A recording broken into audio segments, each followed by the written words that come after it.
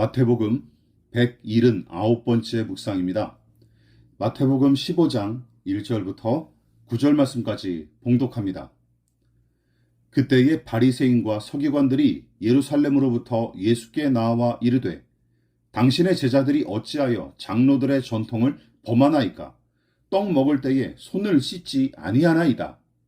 대답하여 이르시되 너희는 어찌하여 너희의 전통으로 하나님의 계명을 범하느냐? 하나님이 이르셨으되 내 부모를 공경하라 하시고 또 아버지나 어머니를 비방하는 자는 반드시 죽임을 당하리라 하셨거늘 너희는 이르되 누구든지 아버지에게나 어머니에게 말하기를 내가 드려 유익하게 할 것이 하나님께 드림이 되었다고 하기만 하면 그 부모를 공경할 것이 없다 하여 너희의 전통으로 하나님의 말씀을 폐하는도다. 외식하는 자들아 이사야가 너희에 관하여 잘 예언하였도다. 일러스되 이 백성이 입술로는 나를 공경하되 마음은 내게서 멀도다. 사람의 계명으로 교훈을 삼아 가르치니 나를 헛되이 경배하는도다 하였느니라 하시고. 예수님은 거대한 기적을 연달아 일으키신 뒤에 갈릴리 바다 주변을 다니셨고 특히 게네사렛에 잠시 머무르셨을 때도 당신에 대한 소문을 듣고 몰려든 많은 병자를 고쳐주셨죠. 그런데 이때도 예수님의 사역에 불만을 품고 어깃장을 놓기 위해 찾아오는 이들이 등장합니다. 누가 찾아왔습니까? 바리새인과 서기관들이 예루살렘에서 이곳까지 찾아온 것입니다. 어이없는 일입니다. 물론 예수님의 말씀과 그 사역이 마음에 들지 않을 수도 있죠. 개인의 가치관과 사상, 취향의 차이는 얼마든지 다를 수 있기 때문에 어느 정도 이해할 수 있습니다. 그러나 예수님의 말씀과 거기 담긴 주장은 차치하더라도 그분이 행한 선한 일들은 시비를 걸 이유가 없죠. 굶주린 자들을 먹이시고 병든 자와 귀신 들린 자들을 고쳐주셨습니다. 그러니까 나라님도 못한 일, 심지어 종교인들도 나몰라라 한 일을 대신 감당하고 계셨는데도 그들은 예수님을 해코지하기 위해 굳이 여기까지 찾아온 것이죠.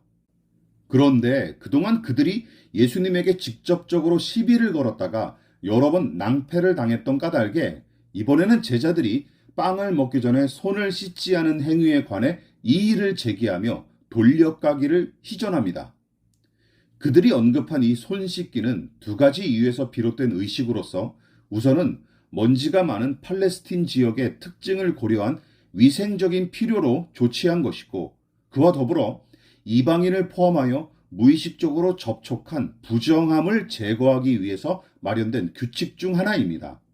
그러니까 위생상의 필요와 종교적인 목적에서 비롯된 규칙이 손 씻기이고 매우 허기가 졌던 제자들은 이 장로들의 전통을 까맣게 잊고 허겁지겁 빵을 먹다가 이 종교인들의 레이더에 걸렸던 것으로 보입니다.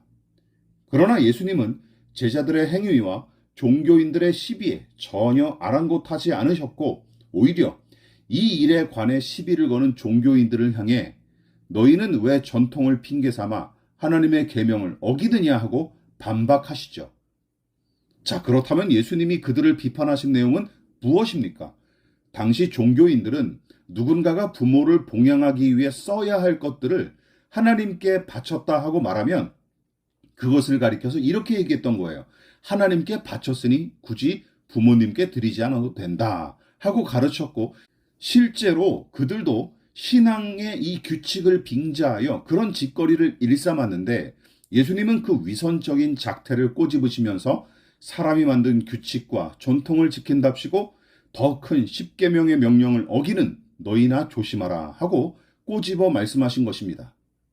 오늘날 법 적용의 원칙 중에도 상위법 우선의 원칙이란 것이 있죠. 실정법상 상위의 법규는 하위의 법규보다 우월하며 상위의 법규에 위배되는 하위의 법규는 정상적인 효력이 발생하지 않는다는 원칙입니다. 그리고 예수님도 지금 그 원칙을 적용해서 종교인들의 위선과 무지를 꾸짖고 계신 것이죠. 남의 눈에 있는 티는 보고 제 눈에 있는 들보는 보지 못하는 그리고 무엇이 더 중요하고 무엇을 더 우선할지 분별하지 못하는 이 사람들을 보십시오. 이들이 당시 유대 사회를 주름잡던 종교인들입니다. 오늘날 사역자들은 어떠한지 여러분도 한번 생각해 보시길 부탁드립니다.